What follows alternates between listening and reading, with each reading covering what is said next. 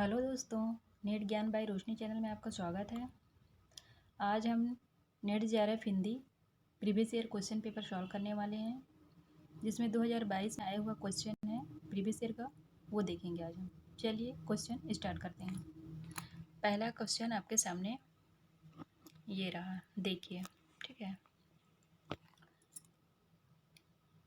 Question number 1, भाषा के रूप में अवधि का प्रथम प्रयोग किस रचना में मिलता है? ए चंद्रयान, बी खालिकबारी, सी उक्ति व्यक्ति प्रकरण, डी मृगवती। आपको बताना है 4 ऑप्शन में से सही ऑप्शन कौन सा है, इसमें आपको बताना है। आपका आंसर है बी। ठीक है, खालिकबारी और किसकी रचना है, ये भी ध्यान में रखना है आपको। खालिकबारी अमीर खुसरो की रचना है। चलिए नेक्स्ट क्वेश्चन देखते हैं। क्वेश्चन नंबर 2, प्रथम राजभाषा आयोग की स्थापना कब की गई? ए 7 जून 1951, बी 7 जून 1955, सी 8 जून 1953, डी 9 जून 1954।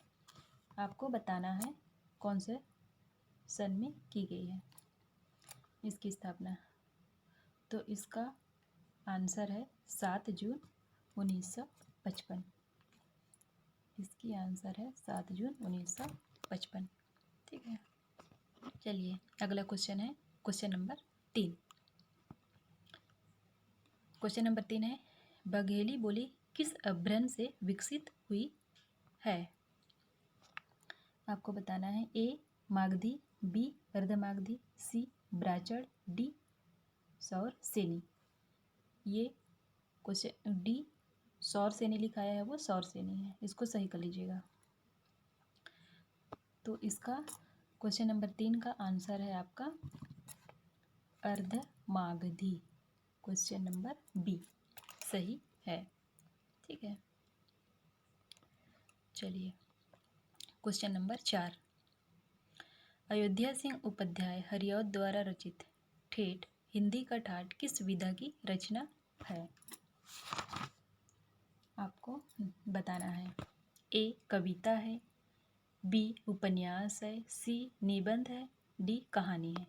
चलिए चारों ऑप्शन में से आपको सही ऑप्शन बताना है, देखते हैं। चलिए, अयोध्या सिंह उपाध्याय हरिऔध द्वारा रचित ठेठ हिंदी का ठाठ किस विधा की रचना है? तो ये है आपका उपन्यास। ठीक है, क्वेश्चन नंबर 4 का बी आंसर। ठीक, चलिए अगला क्वेश्चन देखते हैं। Question number 5। क्वेश्चन नंबर 5 क्या कह रहा है, उदन मार्तन को प्रकाश में लाने का श्रेय किस विद्वान को जाता है? ठीक है, उदन मार्तन को प्रकाश में लाने का श्रेय किस विद्वान को जाता है? आपको बताना है ए राधा कृष्णदास, बी नारायण दत्त, सी ब्रजेंद्रनाथ बंदोपाध्याय, डी भगवती चरण चट्टोपाध्याय। इसमें सी ब्रिजेंद्र लिखा है, वो ब्रजेंद्र कर लीजिएगा, ये ब्रजेंद्रनाथ बंदोपाध्याय है। ठीक है, और क्वेश्चन नंबर 5 का आंसर है आपका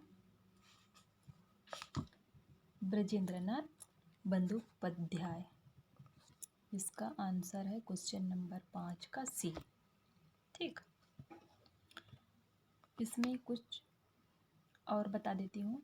क्वेश्चन नंबर 5 में उदन मार्तन के बारे में, लाने का श्रेय ब्रजेंद्रनाथ बंदोपाध्याय को जाता है। ठीक है, और हिंदी पत्रिका का जन्म हिंदी प्रदेश से दूर कलकत्ता नगरी में हुआ है।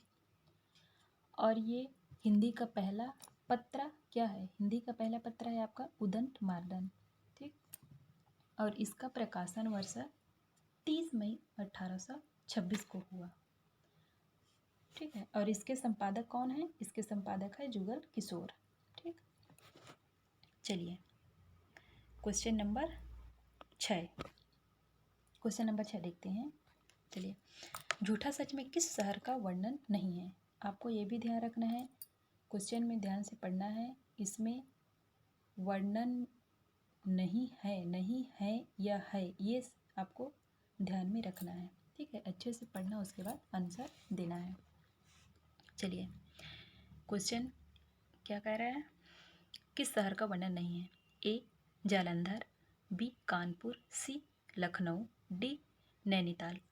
आपको बताना है, ठीक है। तो झूठा सत्य उपन्यास में कानपुर शहर का वर्णन नहीं है और जालंधर, लखनऊ, नैनीताल का वर्णन है। और झूठा सच क्या है? उपन्यास है। और ये किसका उपन्यास है, ये भी ध्यान में रखना है आपको। झूठा सच उपन्यास यशपाल का है और यशपाल का उपन्यास है और 7वां उपन्यास है, ठीक है। ये भी आप नोट कर लीजिएगा, ठीक। क्वेश्चन नंबर 7, चलिए देखते हैं। क्वेश्चन नंबर 7 क्या कह रहा है? बाल भट्ट की आत्मकथा की कथामुख के अनुसार मिस कैथराइन किस राष्ट्र की निवासी थी? आपको बताना है मिस कैथराइन किस राष्ट्र की निवासी थी। तो ये आप ऑस्ट्रेलिया की निवासी थी, ठीक है। क्वेश्चन नंबर 7 का आंसर ए है, ऑस्ट्रेलिया की निवासी है। और कभी कभी देखिए ये भी पूछ लेगा, मान लीजिए ये मिस कैथराइन किस राष्ट्र की निवासी है, तो ऑस्ट्रेलिया हो गया। और किस जाति की थी, तो कौन सी जाति की थी? ये ईसाई जाति की थी, ये भी याद रखिएगा, ईसाई जाति की थी, ठीक है, ईसाई जाति। चलिए,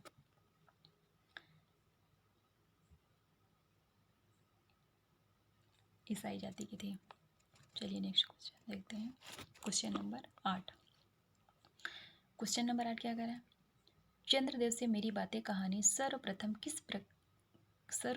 किस वर्ष प्रकाशित हुई है? किस वर्ष प्रकाशित हुई है, ये बोल रहा है। ए सन 1904, बी सन 1908, सी सन 1907, डी सन 1911। आपको बताना है चंद्रदेव से मेरी बातें सर्वप्रथम किस वर्ष प्रकाशित हुई है। तो किस वर्ष प्रकाशित हुई है? 1904 में प्रकाशित हुई है, ठीक। क्वेश्चन नंबर 8 का आंसर है आपका ए। और किस वर्ष प्रकाशित हुई है? तो 1904 में, ठीक। और कौन सा पत्रिका में प्रकाशित हुई है? तो सरस्वती पत्रिका, ये भी लिख लीजिए, सन 1904 और सरस्वती पत्रिका, ठीक। चलिए क्वेश्चन नंबर 9 देखते हैं। अध्यापिका शीला अग्रवाल ने किसके जीवन निर्माण में महत्वपूर्ण भूमिका निभाई है? आपको देखना है। जो शीला अग्रवाल है, अध्यापिका है, वो किसके जीवन पर महत्वपूर्ण भूमिका निभाई है? ए मनु भंडारी, बी रमणिका गुप्ता, सी कृष्ण चंद्र, डी हरिवंश राय बच्चन, ठीक है, हरिवंश राय बच्चन। तो ये आपका आएगा क्वेश्चन 9 का। क्वेश्चन 9 का आंसर है आपका मनु भंडारी, ठीक है। क्वेश्चन नंबर 9 का ए आंसर है मनु भंडारी।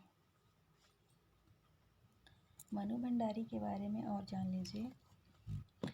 एक, उसके अध्यापिका शीला अग्रवाल का विशेष अहम रहता है मनु भंडारी के जीवन में, और दूसरा उसके पिता का। तो 2 व्यक्तियों का विशेष रोल रहता है इसके जीवन में, मनु भंडारी के, अध्यापिका शीला और उनके पिता। ये नोट कर लीजिए, ठीक है। फिर देखते हैं अगला क्वेश्चन। क्वेश्चन नंबर 10 है, हम दोनों एक ही नाव के यात्री थे, यह कथन किसने किसके बारे में कहा है? आपको ध्यान से क्वेश्चन देखना है, ठीक है। हम दोनों एक नाव के यात्री थे, ठीक। तो ये किसने किसके बारे में कहा है, ये देखना है।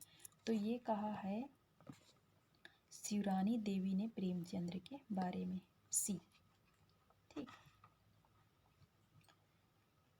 शिवरानी देवी ने प्रेमचंद्र के बारे में कहा है। पत्नी द्वारा लिखी गई प्रेमचंद्र की जीवनी प्रेमचंद्र घर में का पहला बार प्रकाशन सन 1944 में हुआ है। चलिए यहीं क्वेश्चन हमारा समाप्त होता है।